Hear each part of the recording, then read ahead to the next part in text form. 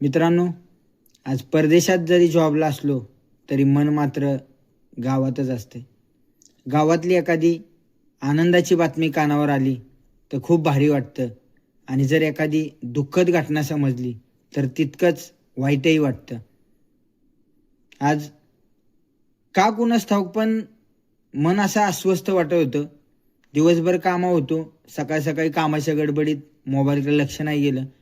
पण दुपारी जेव्हा 12 वाजता जेवायला सुट्टी झाली, जेवणाच्या सुट्टीत मोबाईल हातात घेतला, व्हॉट्सअपला बघितलं तर सगळ्यांच्या स्टेटसला भावपूर्ण श्रद्धांजली असं धडा धडा धडा मेसेज चालू झाले. आणि ज्यावेळेस ह्या व्यक्तीचा फोटो बघितला, मनाला इतकं वाईट वाटलं, आज शब्दात नाही सांगू शकत.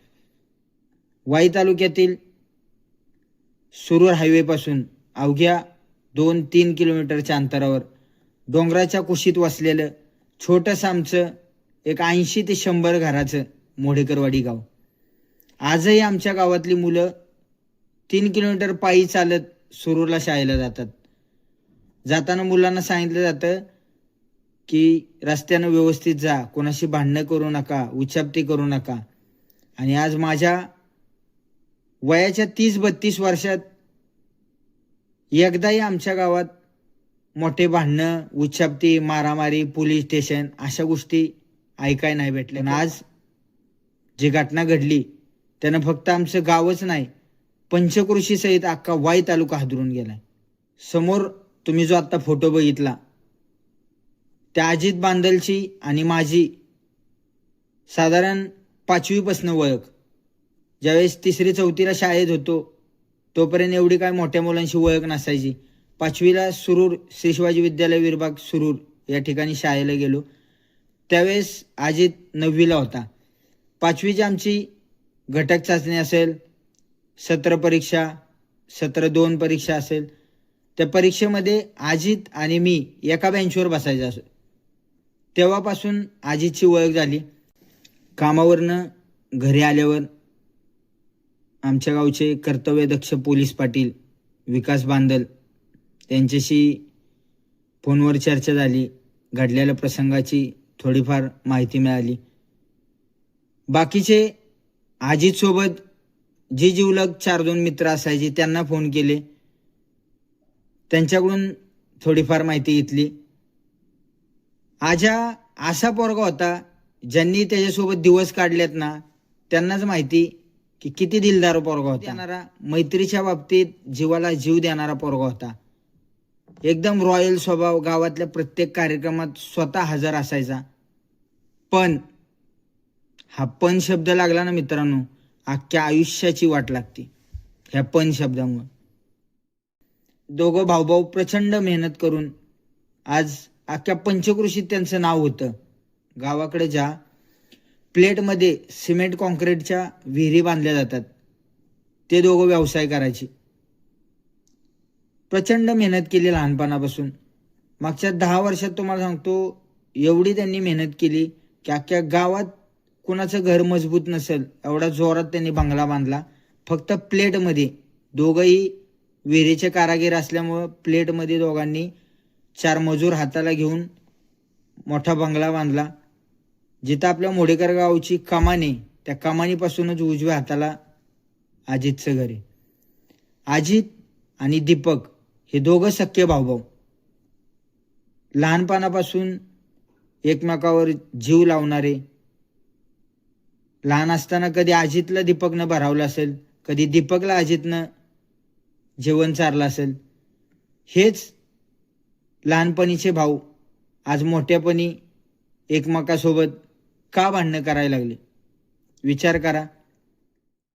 आज मला सांगा, लहानपणापासून जीवाला जीव देणारी दोघं सख्खे भाऊभाऊ आज एकमेकाच्या जीवावर उठली, फक्त आणि फक्त त्या दारूच्या व्यसनामुळं.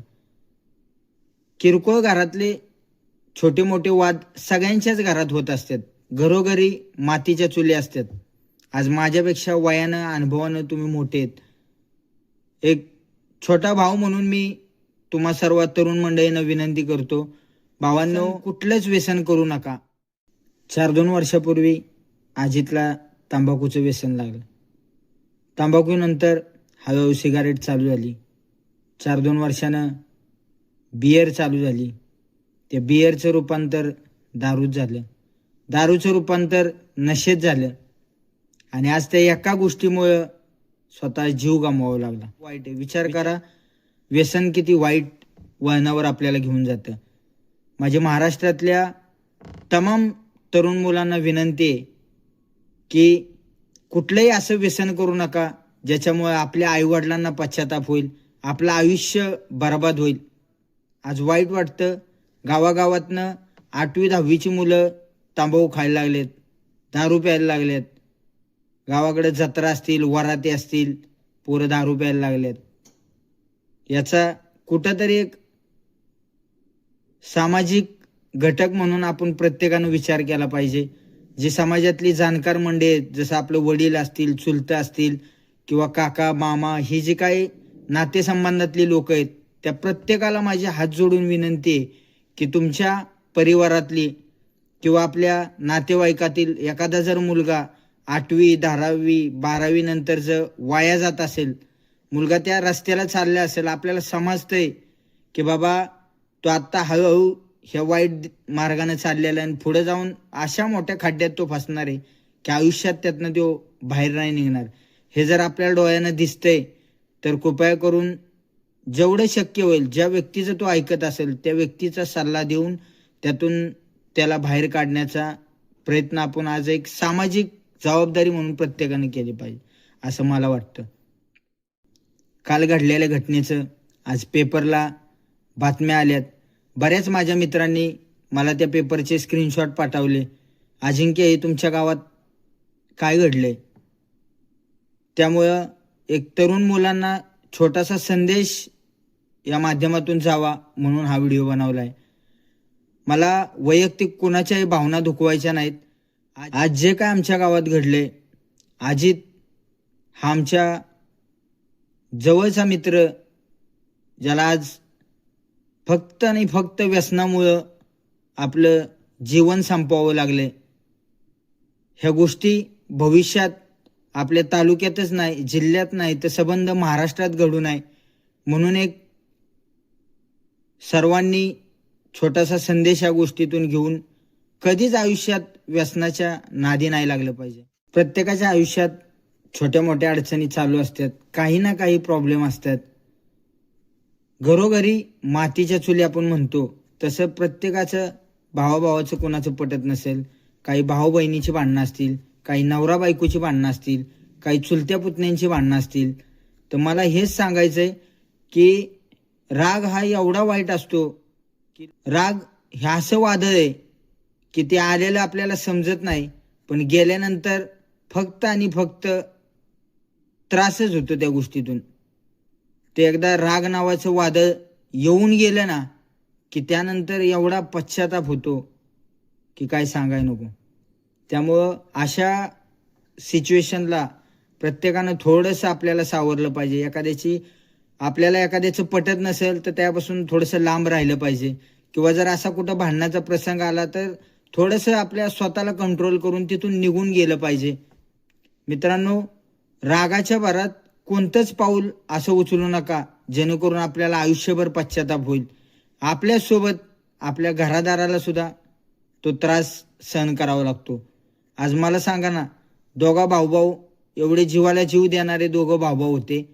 आज जी काय घटना घडली त्याच्यामुळं अजितचं जीवन संपलं. आज त्या आईवडिलांनी काय करायचं, ज्यांनी वयाच्या 30-35 वर्षापर्यंत आज लहानाचं मोठं केलं, आज त्यांच्या पोटचा गोळा गेलाय. दुसरा मुलगा स्वतःहून पोलीस स्टेशनला हजर झाला. दीपकनं आपल्या झालेल्या गोष्टीची कबुली दिली, स्वतःहून पोलीस स्टेशनला हजर झाला.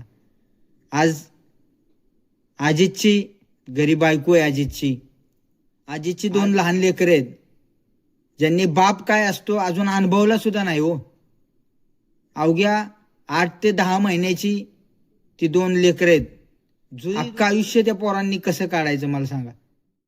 तुमचं आमचं काय हो, एक दिवस फक्त आपण स्टेटस ठेवतो, नंतर विषय सोडून देतो. सगळेजण विसरून जातात, आपापल्या आयुष्यात बिझी होतात. पण ज्यांचा मुलगा गेलाय त्यांना मात्र शेवटच्या क्षणापर्यंत त्याची आठवण येत असते.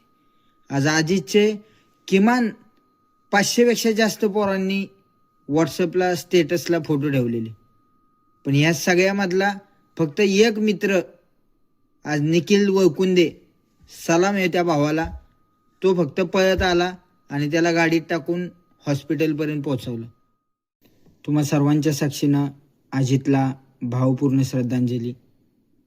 तसेच अजितचा आईवडील आणि संपूर्ण कुटुंबाला या मोठ्या दुःखातून सावरण्याची शक्ती द्यावी हीच पांडुरंगाचरणी, आई वाघजाई देवी चरणी प्रार्थना. रामकृष्ण हरी.